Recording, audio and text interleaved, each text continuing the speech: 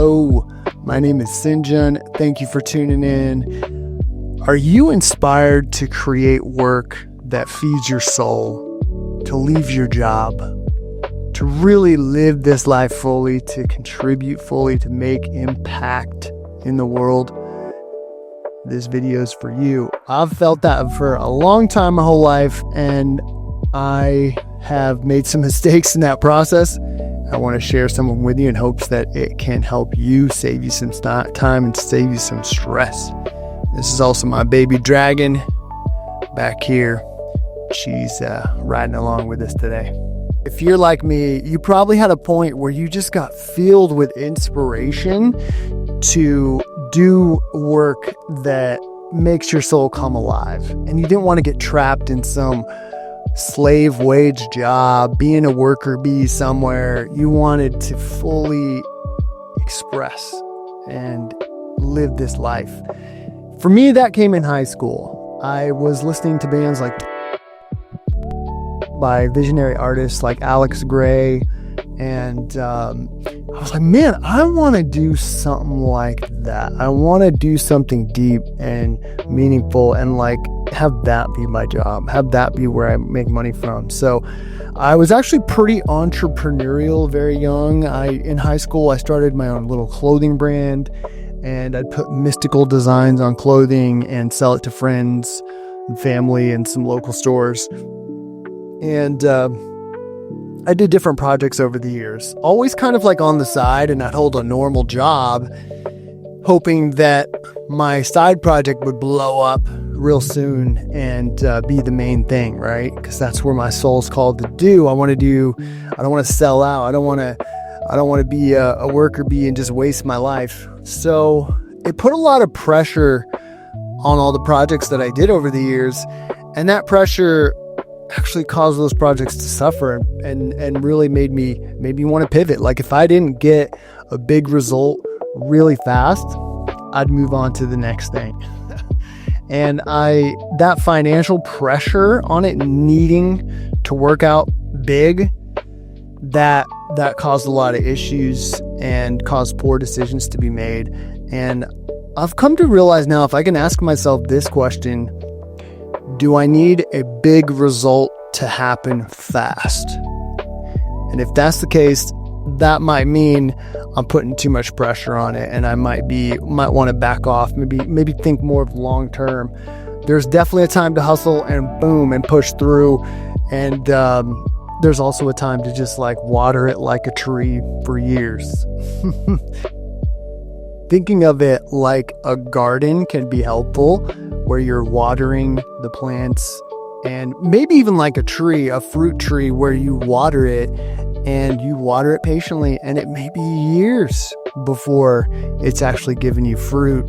The trick is, in the meantime, to not burn out. And a good way to do that is actually just to have stability in your life and have probably a normal job, and also find ways to be creative there, ways to serve, ways to let it serve the soul work. It may not be the soul work itself, but it can definitely support it. So yeah, sometimes it's a tree, and sometimes trees take a long time before they bear fruit, and that's okay. That's all right. I heard this quote a few years ago, and it really articulated what I experienced. Do something that you love and do something for money. Those two can be separate things. You are giving yourself a very, very big challenge when you try to combine those things together. And that's going to be hard, no doubt. A lot of people do it. A lot of people do succeed at it and do very well, and we hear their stories all over. But it's also not the norm, and that's okay. Like, it sounds really cool. Like, I'm going to be a touring artist or whatever, but it still can kind of, after a time, can be a job. So it's definitely worth thinking about, doing two separate things. And taking a job is not selling out. Again, it's like, this is the state of the world we're in. I think getting older, I've been able to kind of be humbled to that more. Like, hey, my soul chose to be in this timeline on this planet right now where, people have jobs. Capitalism is the main economic model, and that's just where it is. And it has its own challenges. Not wanting to feel caged in, not wanting to do some soul deadening work that doesn't fulfill me at all, right? But that's the challenge of this time. So how are you going to dance with that? How are you going to play with that? And you don't have to figure it all out. It doesn't have to be perfect. I want to also talk about this idea of follow your dreams, follow your passion. Our culture loves this idea, and everyone talks about it. And it's kind of true, but also not, because a lot of people saying this, follow your dreams, they're also trying to sell you something. They're also trying to get you excited so that you press that buy button. And that's the honest truth. And it can work, but also, like, if your dream is to be a mom, like, how do you monetize that, right? If your dream is to help out your family or build really cool things in the backyard, like those aren't really jobs in our current economic model. But yeah, your passion may actually be one of these simple things, and that's okay. So the whole idea of follow your dreams, follow your passions, I think there is truth in it, but also it can lead you the wrong way. Like, to think that you have to find a way to squeeze money out of the thing your soul wants to do. You don't have to. And it's okay to take a job. Involve others in your creative processes, in your decision-making processes. That can be very helpful. I made a lot of mistakes just trying to do it all myself and figure it out. It's okay to involve others. It's okay to talk through your thinking process of what you're doing. Like, hey, I'm feeling really inspired to do this, and get some real feedback. And you're looking for good pushback too. Really sit with it and consider it. And you'll have your friends, maybe really good friends, that push back on you. Maybe family will. And that's good. That's good. You want that pressure.